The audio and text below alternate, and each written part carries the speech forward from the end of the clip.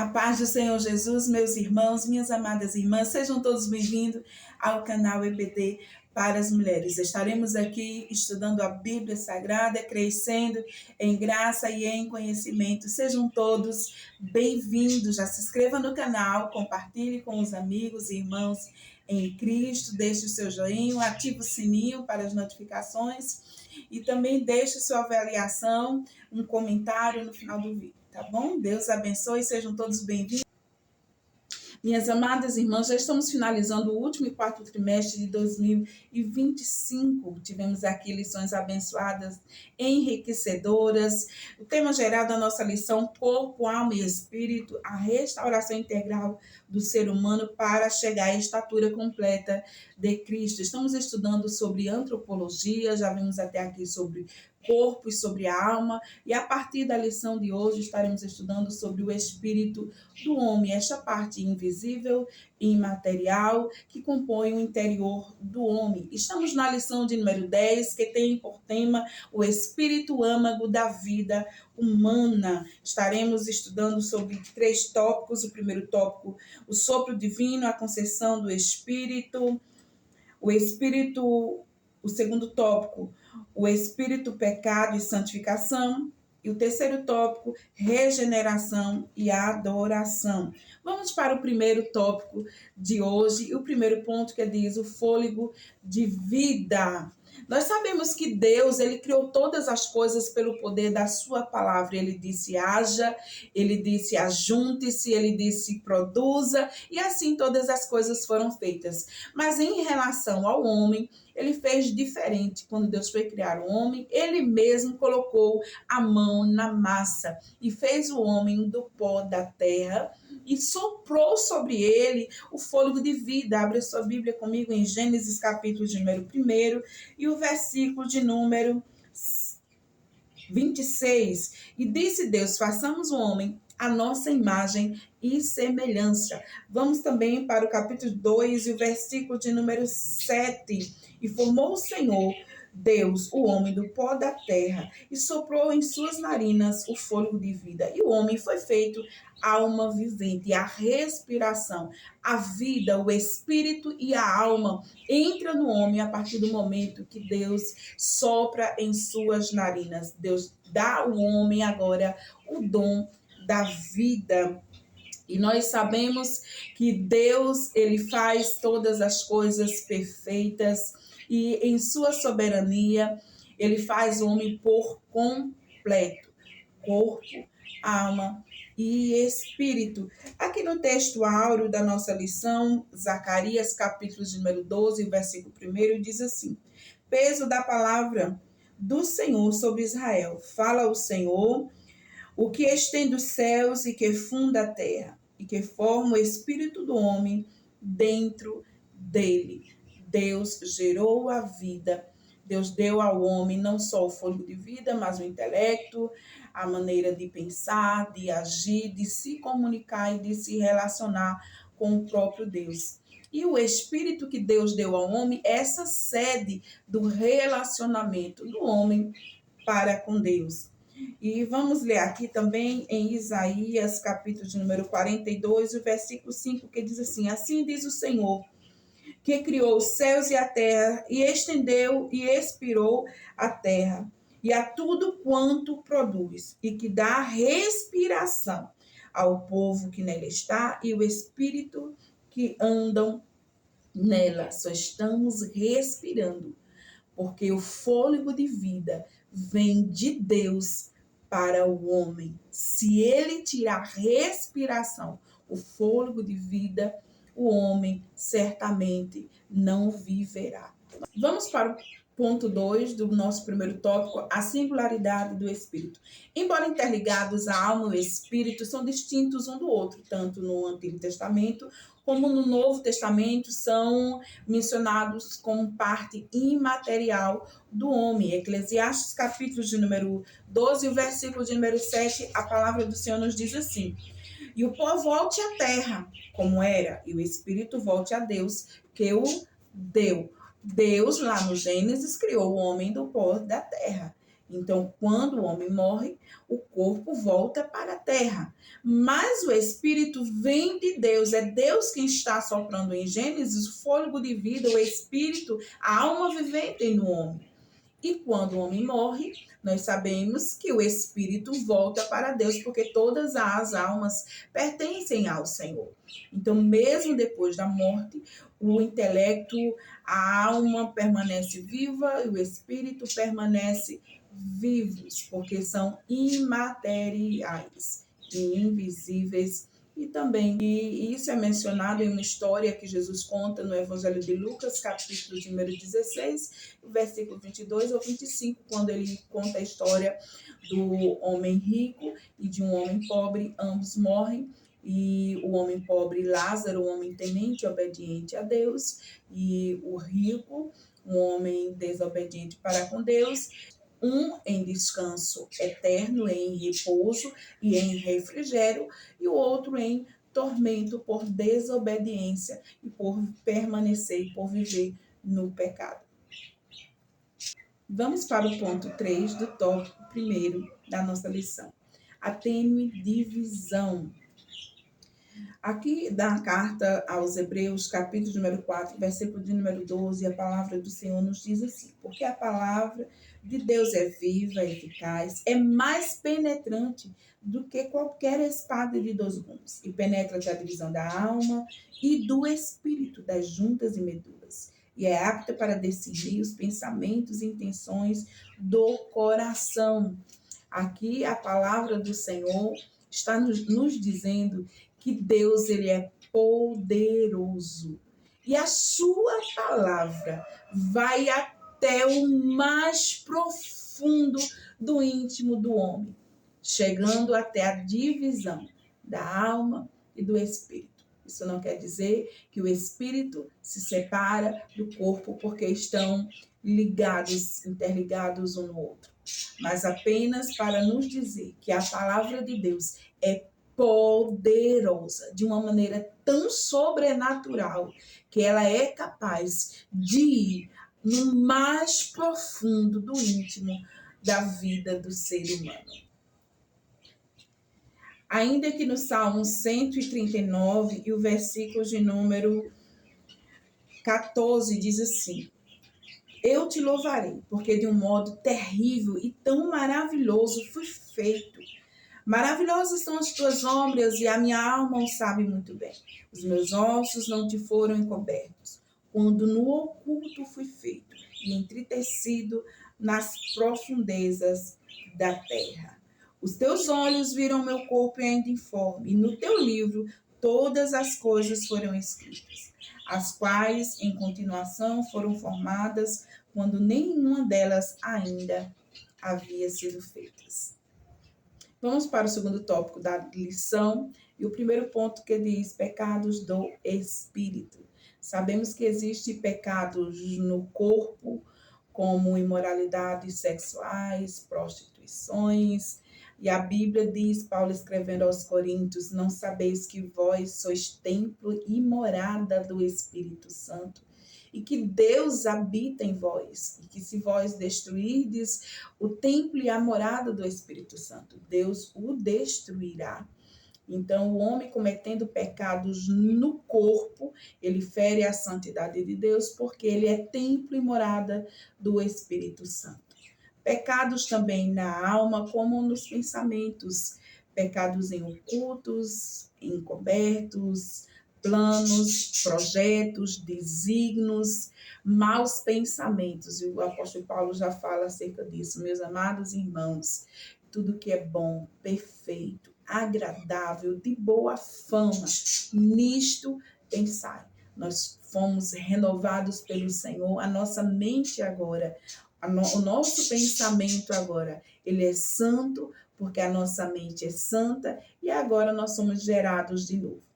E agora também pecados no espírito, como o orgulho.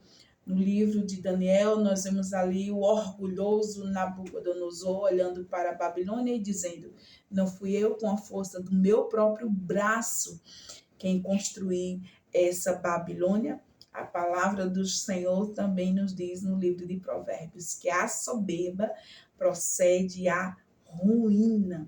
O orgulho, a soberba, a vanglória. Jesus, ele diz no Evangelho de João, capítulo de número 7, o versículo de número 18, aquele que fala de si mesmo busca a sua própria glória. Quantos homens, né, querendo aplausos, querendo elogios, honrarias, buscando a sua própria glória. E a arrogância e também a inveja são pecados no espírito. Aqui em Tiago, capítulo de número 3, e o versículo de número 16 diz assim: porque onde há inveja e espírito faccioso, aí há perturbação e toda obra perversa.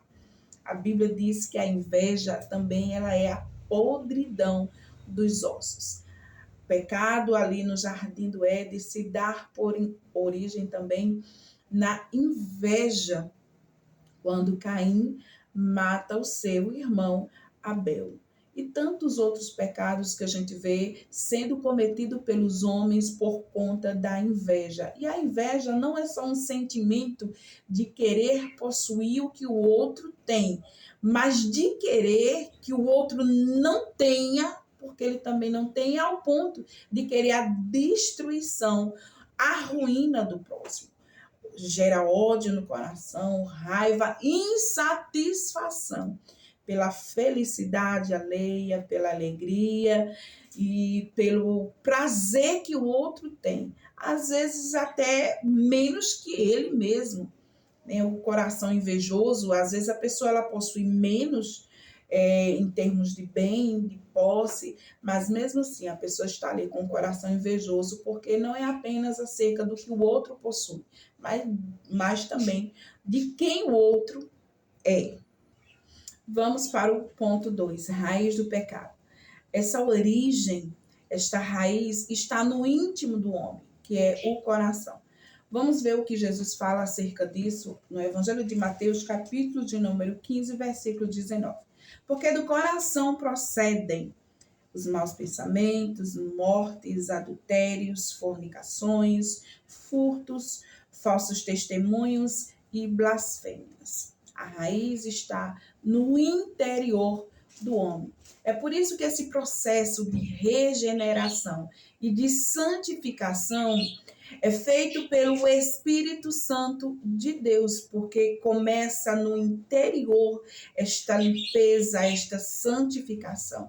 E o exterior testifica quem é o novo morador, quem habita na casa. Jesus, ele diz no Evangelho também de Mateus, capítulo de número 5, que a vossa luz resplandeça diante dos homens, e que eles vejam as vossas boas obras e glorifiquem ao Pai que está nos céus. Agora, uma vez já sendo regenerados, purificados e o interior sendo limpo, as nossas boas obras agora testificam que quem governa é Jesus, é Ele que habita dentro de nós. Paulo, escrevendo aos Gálatas, capítulo número 5, versículo número 16, ele diz: andai em espírito, e não cumprireis a concupiscência da carne. É por isso que o todo do homem, corpo, alma e espírito, devem viver em santidade e em comunhão para com Deus. Paulo, escrevendo em 1 Tessalonicenses 5, 23, ele diz: o mesmo Deus de paz vos santifique em tudo por completo, corpo, alma e espírito sejam plenamente conservados e irrepreensíveis pelo Senhor. Então aqui essa historinha de que Deus só quer o coração, ou Deus não se importa com o corpo, é mentira do diabo, e os homens eles têm que buscar a Deus e viver em santidade, como Deus o fez. Deus fez o homem corpo, alma e espírito. E devemos estarmos em santidade, corpo, alma e espírito, esperando ele voltar. Vamos agora para o nosso terceiro e último ponto desse segundo tópico. Vencendo o pecado, somente pela graça de Deus e com o auxílio do Espírito Santo, para resistirmos às tentações, fugindo da aparência do mal, como Jó fugia da aparência do mal, para só então vencermos o pecado. Somente pela graça divina conseguimos mortificar a velha natureza e entregarmos a nossa vida por completo, por inteiro a Cristo. Evangelho de João 17, versículo 17, ele nos diz: Pai, santifica-os na verdade. A tua palavra é a verdade. Então, a partir do momento que a gente conhece a Deus, passa a ter uma vida devocional, de oração, de comunhão, meditando na palavra de Deus. Nele nos fortalecemos para não pecarmos e não entristecermos o Espírito Santo de Deus. A palavra de Deus, ela purifica e ela santifica o homem. Porque se vivermos segundo a carne, certamente morreremos. Mas se pelo Espírito mortificarmos as obras do corpo, viveremos. Escreveu Paulo aos Romanos, capítulo de número 8, versículo de número 13. Tem um hino da harpa cristã que costumamos cantar ele rotineiramente em nossos cultos, que é o hino de número 5 da nossa harpa. Espírito, alma e corpo, oferto a ti, Senhor, como hóstia verdadeira, em oblação de amor. Eu tudo a Deus consagro, em Cristo vi voltar. Ó, desce fogo santo do céu, vem tu selar. Só entregando o corpo, alma e espírito para de Deus recebermos a sua santidade. Vamos agora para o terceiro e último tópico da nossa lição de hoje. Primeiro ponto, um novo nascimento. Nicodemos, ele vivia preso à religiosidade e ele pensava já estar limpo, sendo assim salvo, porém Jesus leva ele para um nível mais profundo de conhecimento acerca da regeneração, dizendo para ele: Nicodemos, é necessário nascer de novo.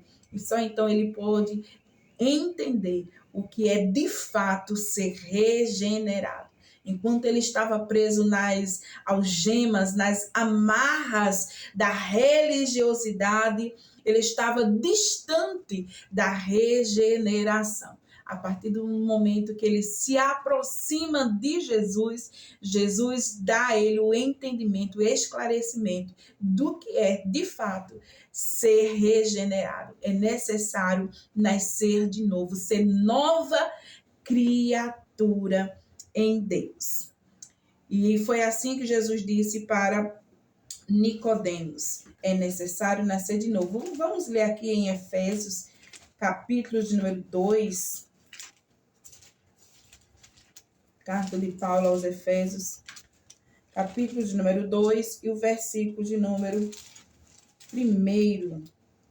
E vos vivificou, estando vós mortos em ofensas e pecados, em que noutro tempo andastes segundo o curso deste mundo, segundo o príncipe das potestades do ar do Espírito que agora opera nos filhos da desobediência, entre os quais todos nós também antes andávamos nos desejos da nossa carne, fazendo a vontade da carne e dos pensamentos, e éramos por natureza filhos da ira, como os de outros também.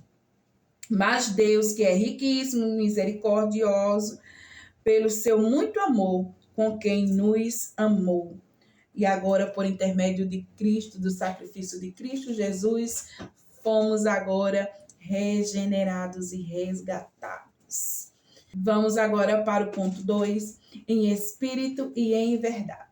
Tanto a mulher samaritana, no Evangelho de João, capítulo 4, quanto Nicodemos, no Evangelho de João, capítulo número 3, estavam presos a essa religiosidade e com um entendimento religioso. A mulher samaritana, ela limita a busca da intensidade de salvação a um lugar e também a demarcação de uma região para só então buscar a Deus. Mas Jesus, sendo ele a verdade, ele diz para a samaritana: os verdadeiros adoradores adorarão o Pai em espírito e em verdade. É por isso que o espírito do homem é essa sede de relacionamento, porque com o espírito o homem adora a Deus. E Jesus, ele sendo a verdade, ele esclarece tanto para Nicodemos quanto para a samaritana acerca da salvação. Ele é o caminho, ele é a porta, ele é a vida e ele está diante desses dois necessitados, Nicodemos e a samaritana, conduzindo eles ao caminho da salvação. É só por intermédio de Jesus. A religiosidade, ela não liberta o homem das algemas, das cadeias do pecado. É somente Jesus, como ele disse: eu sou a porta. Quem entrar por mim, salvar-se-á. Eu sou a luz.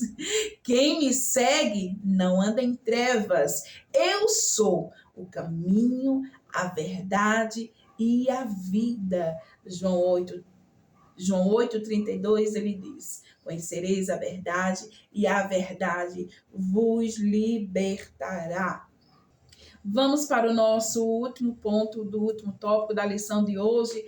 Um espírito quebrantado. Paulo escrevendo aos Romanos, bastante conhecido, capítulo de número 12, versículo de número 2.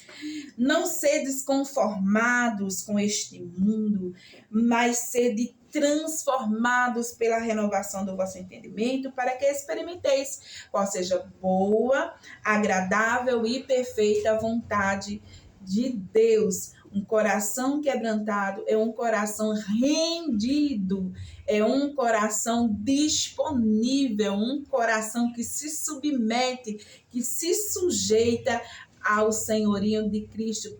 Tiago, capítulo 4, versículo 7, ele diz: sujeitai-vos, pois, a Deus, resisti ao diabo, ele fugirá de vós. Então, um coração quebrantado nada mais é do que um coração rendido em submissão e sujeição ao Senhor. E para finalizarmos a lição de hoje, vamos para os Salmos de número 51, versículo de número 10, que diz assim: cria em mim, ó Deus, um coração puro, renova em mim um espírito reto. É sobre isso que nós devemos viver, buscando a Deus em santidade, tanto na mente, no espírito, na alma e no corpo, como disse o salmista Davi: cria em mim, Senhor, um coração puro, renova em mim um espírito reto. Espero que vocês tenham gostado da lição de hoje. Deus continue nos abençoando e até a próxima lição, querendo Deus.